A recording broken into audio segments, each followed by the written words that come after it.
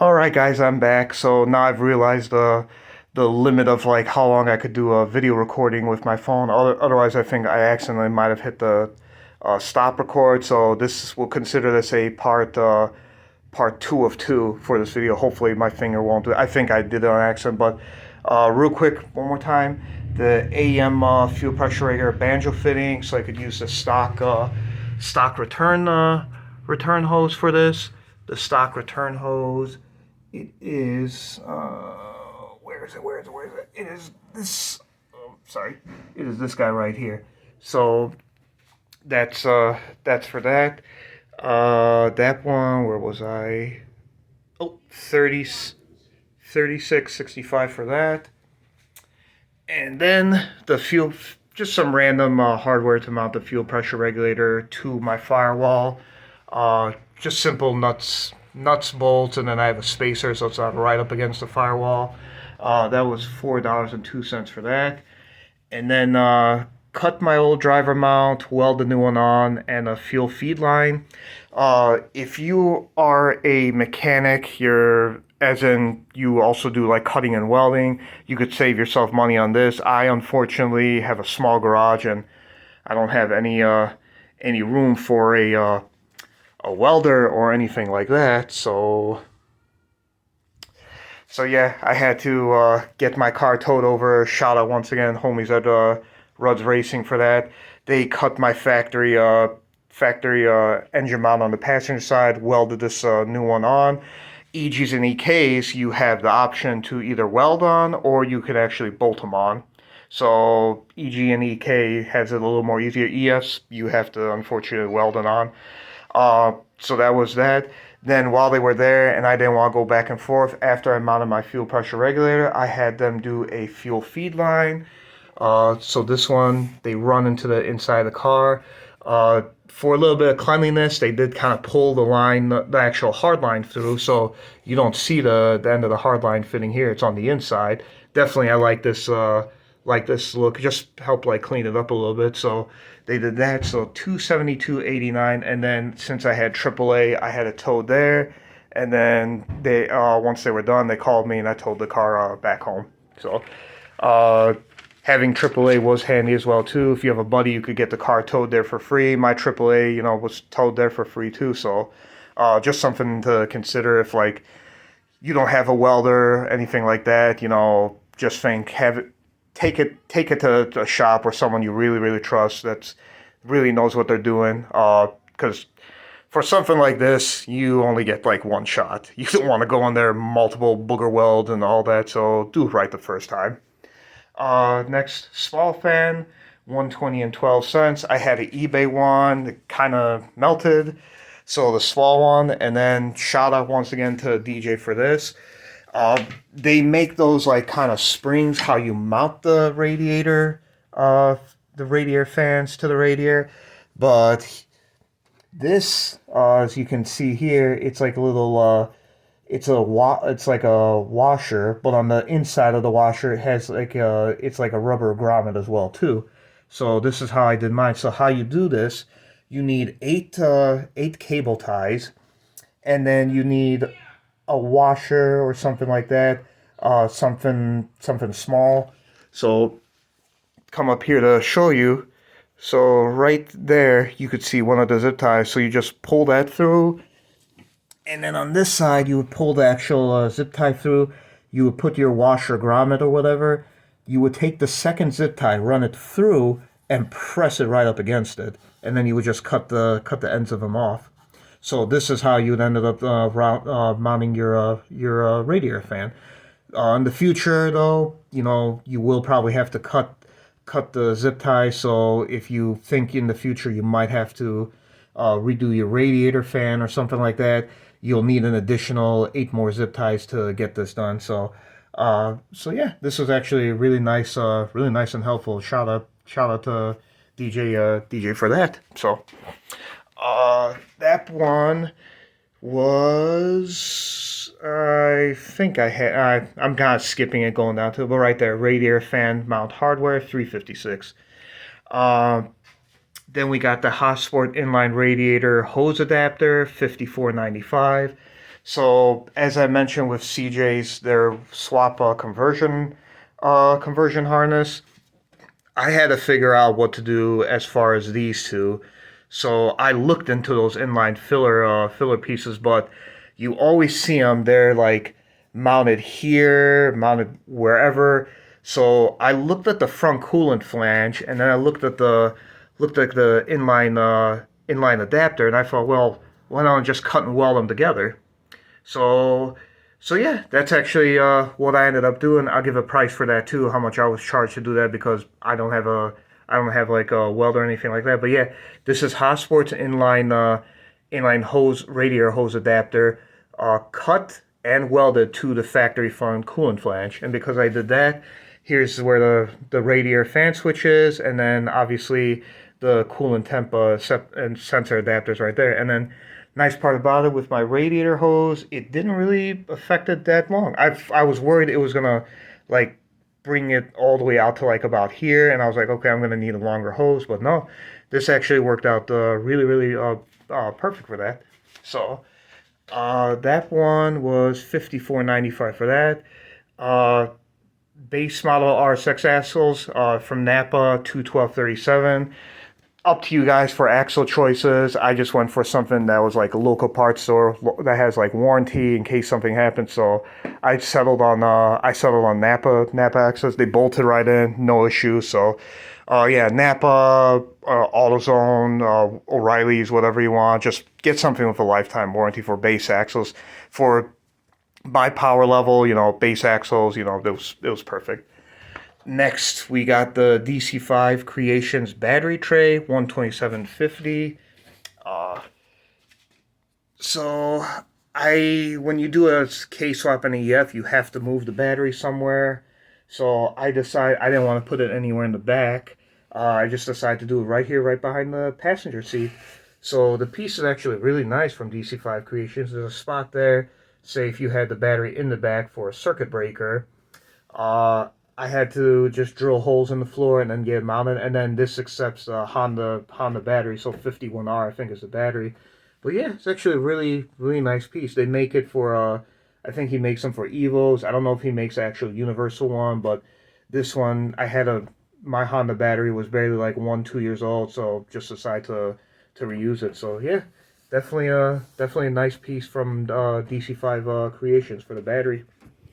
And then one more time for the price of that, we were at $127.50 radiator mount hardware. I did that, and then let's see, uh, okay, for the hose adapter to get welded on, and then OEM Honda filter, 3178. Shout out once again to DJ over at Rudd's for welding that for me.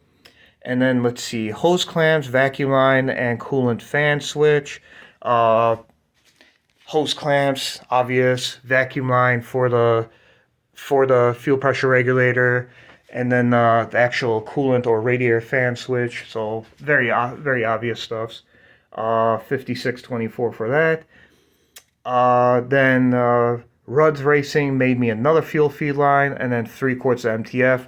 The car only took one and a half. I just decided to get extra in case there's a leak or something from the trans. So not nothing bad to have. I have a little bit extra should I need it. That fuel one. This was for the other feed that goes from the regulator to the actual fuel rail.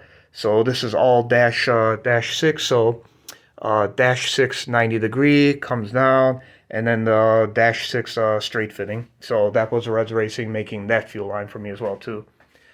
IAT sensor 1677. So just like a simple replacement one from like I think I bought this one from like Amazon or eBay, one of those.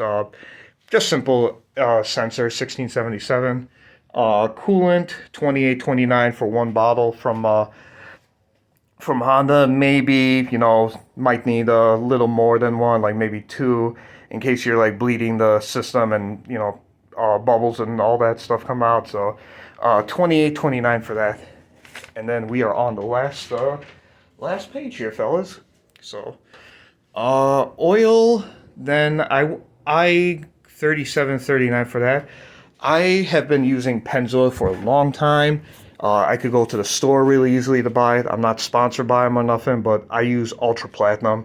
Not to be confused with regular Platinum. The Ultra Platinum has a little more extra additives, better for like, I guess, people that race their engines and whatnot. So I was happy that Walmart now sells it. I used to only be able to get this from Napa, and I had to call in advance. And unfortunately, there was a few times I went there that they were trying to just sell me platinum. So the platinum, this actual label is kind of like a white silverish, whereas this one is more like a grayish. So my choice of oil, Pennzoil Ultra Platinum, 3739. Miscellaneous battery hardware, that's the bolts and stuff like that to actually mount the battery tray to like the floor. 2642 for that. IAT adapter, 1959. That's this piece right down here. Negative battery cable was 1184. I bought that from Battery Cables USA. Actually, really nice and easy to navigate website. They ask you for what size you want for the cable, what color, and then what size you want the actual lugs. So it's not bad, like $12 with it shipped to and everything. So that's my negative battery terminal cable. And then next on the list, versatile wiring custom alternator cable. I like this piece from them. So it's kind of common when people are doing the alternator wire. There's a 10 mil nut, and when you're in there kind of trying to tighten it, you might constantly drop the 10 millimeter nut. So this wiring from Versatile Wiring, it is a 6 gauge as opposed to, I think, I can't remember what size factories, but it is a one size bigger, I want to say, from factory. You could choose the length you want, and then the nice part about it for the K series, it has a built-in 10 millimeter nut on the end of the actual cable.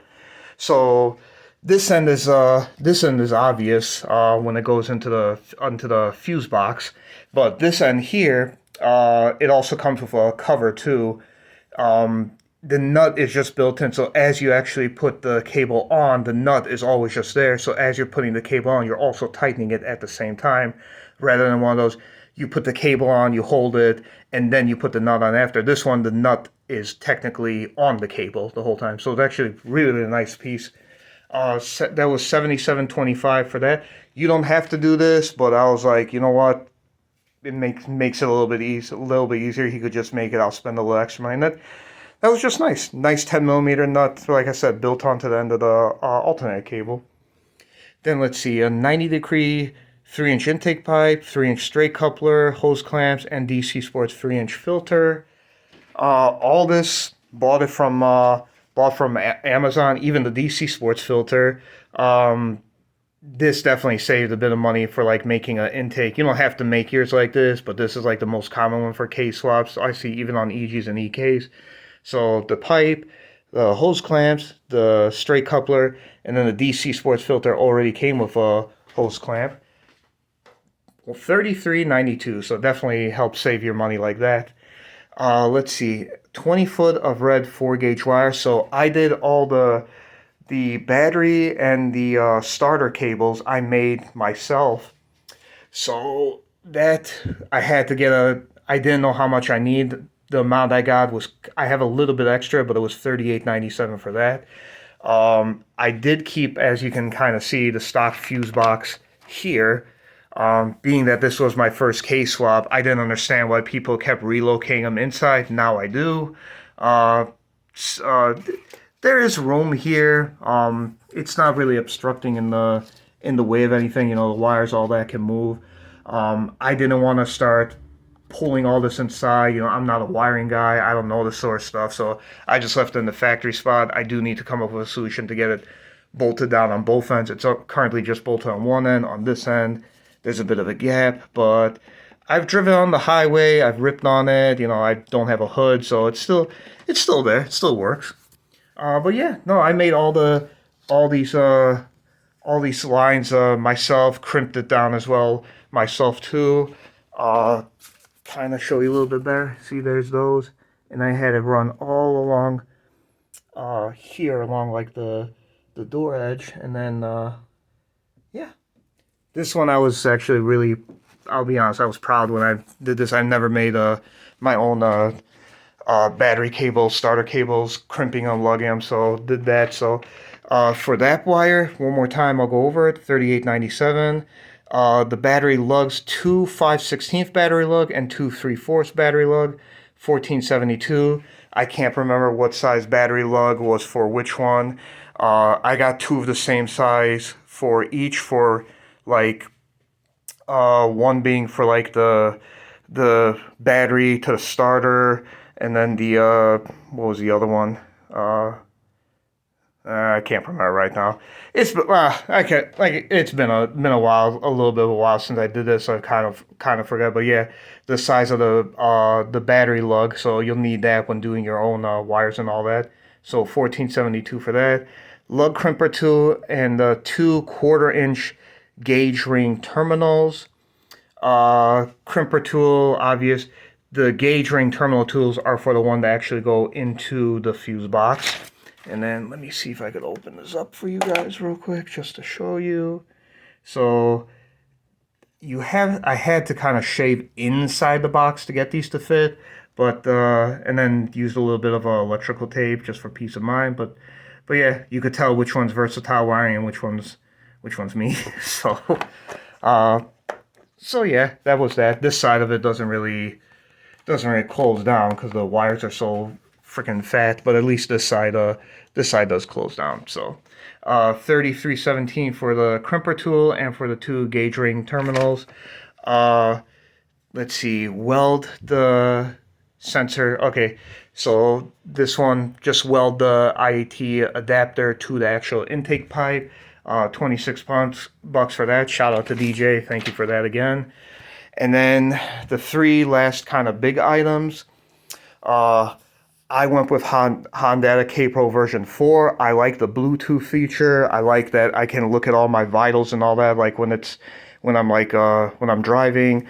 The actual coolant temp, speed wise, I can't see. So just to kind of get a little off topic, EFs, they don't use electronic vehicle speed sensor. They use a cable driven. So nice thing I found out is that the factory speedo cable fits in the factory spot for the you can see it right down there, for the factory transmission. So I just removed the factory VSS sensor, and then that's my factory dual point uh, cable like speed sensor. So it does work. It does work now. Just goes plugs right into the back of the gauge cluster, all that. Mine was actually broken because when I first did everything, I wasn't registering speed. Go back and look, the end of the cable on the inside, it like snapped. So got a new one from Honda. Just run it through the firewall, plug it up, and then just just plug that in, and then yeah, you got working speed again, and then odometer and all that such. So um, but yeah, back to what I was saying, for K Pro, it tells you stuff like speed, miles per gallon, which it's kind of funny, like, but but yeah, like speed, coolant temp. I use it for RPM and coolant temp, and there's something else too I can't remember. But yeah, you could choose if you want version 1, 2, 3, 4. I decided to go top of the line. That was 975. Technically, it was 1175. Um, the person I bought it from off Facebook, he has these ECUs already ready to go with hot nano already in them, and he offers a $200 core charge. So I had my stock PNF I sent him and a good core. He refunded me $200. Highly recommend them. Unfortunately, I can't remember his name and all that on Facebook. But if you want, ask me and I could find that for you guys later, and then you guys can message him and know. I believe he's somewhere out in the Michigan area. So technically, $975 for that with the $200 core charge. And then one of my favorite pieces, the Skunk 2 Alpha header, $493.62 for that. This header cleared. I did not have to cut anything. I didn't have to shave anything. This header did clear everything here. So you got some of the ones like the, I guess PLM makes one where one of the runners overlaps onto the other, and it like kind of makes contact there. I don't want to go through all that cutting, welding, or cutting, shaving. I don't have, like I said, that kind of stuff here. So I just went for the one that I knew and heard that it just bolted. And then my buddy Andrew actually he I remember I was at Honda Meet and he told me when I was starting to do that, and I told him I was going to pick up the swap. He told me, get this header. This header will clear. You know, guaranteed. So based on his advice, I went for it, and then yeah. So shout out to him for that. So the header is actually the color of it once the heat builds onto it comes this really cool looking like bronze color. Like I really dig how it comes out after it like cycles through heat and all that. So that was 493.62. And then my exhaust system, like I mentioned in my very first video, I guess exhaust system optional for you guys. I was gonna try and rock open header, but I was like I can't take it.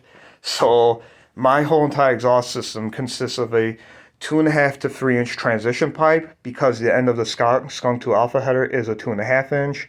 So 2.5 to 3 inch transition pipe, a vibrant 3 inch bellow or flex pipe as they call it, a vibrant 18 inch resonator, a 3 inch race muffler that's 9 inches long, and then rubber exhaust hangers, those hangers that you actually weld onto the exhaust.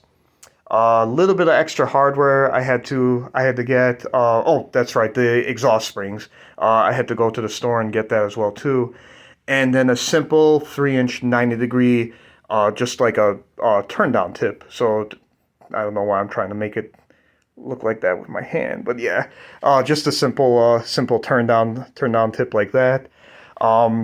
You go on like eBay or something, just put a 90 degree mandrel bent pipe. It technically, I don't know what they use it for, like intercooler piping with that, but I just took that, put that at the very end, and then got that well done. Then I had a DJ from Rudd's weld that all up together for me. So that one ended up costing more than what I wanted, but it has a really nice sound. In a future video, I'll give a good rip on the car, and you guys can see it dumps just kind of in the uh, center of the exhaust tunnel. It like I can't even stress how good it sounds, especially inside. So all that was 41406, which comes and brings us to the grand total of $6,535.79.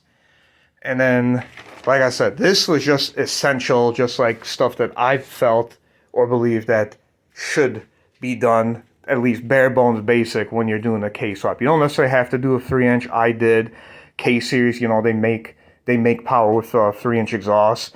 I think, hell, I even think they'll make power if it's just like a pretty stock engine, which in my introduction video, I told you guys mine is not. Mine is on a VTEC killer setup, so makes a bit more power than a stock K20 A3. Future video, I'll let you guys know like numbers and all that. But yeah, so about $6,500 just to get started, and then you can kind of judge what you need, don't need, if you're good with welding, and then also take into account items that you had before that you reused. So, for example, I just thought of one now. Shout out to my homie Jazz. He also has a K swap, but he has a EG, and he had these radiator hoses. I don't know why he didn't end up using it. I think he went for a different style based on his radiator setup. So he had extra ones he just gave me, and I had bought factory like K20 A3 for like an EP3 because technically this is just an EP3 radiator. That's a K20 A3 engine. So the hoses, all that everything should go in the spot just like factory. So unfortunately, the upper hose was kind of making contact about here with the intake pipe because it went more straight, whereas this aftermarket one comes down. So this one is, I think, a PQY brand. I don't know anything much about it, but it is it's they only sell a upper one. They don't sell a lower one. So this one definitely worked for that. And then the lower one is a K-tune one. So once again, shout out to Jazz. Thank you for that one, brother. Appreciate you. And yeah, fellas. So this will do for this. In a future video, I'll go over more in depth of the more expensive stuff that I did. So I'm going to account for the skunk twin tick manifold, the valve cover, the coil pack cover, the dipstick, oil cap, even give you the cost of what it was for replacement bolts, gaskets, sensors, the whole lot. So that'll wrap it up for me for this video, and hopefully I see and hear from you guys in a future one. So till then, you guys stay loose.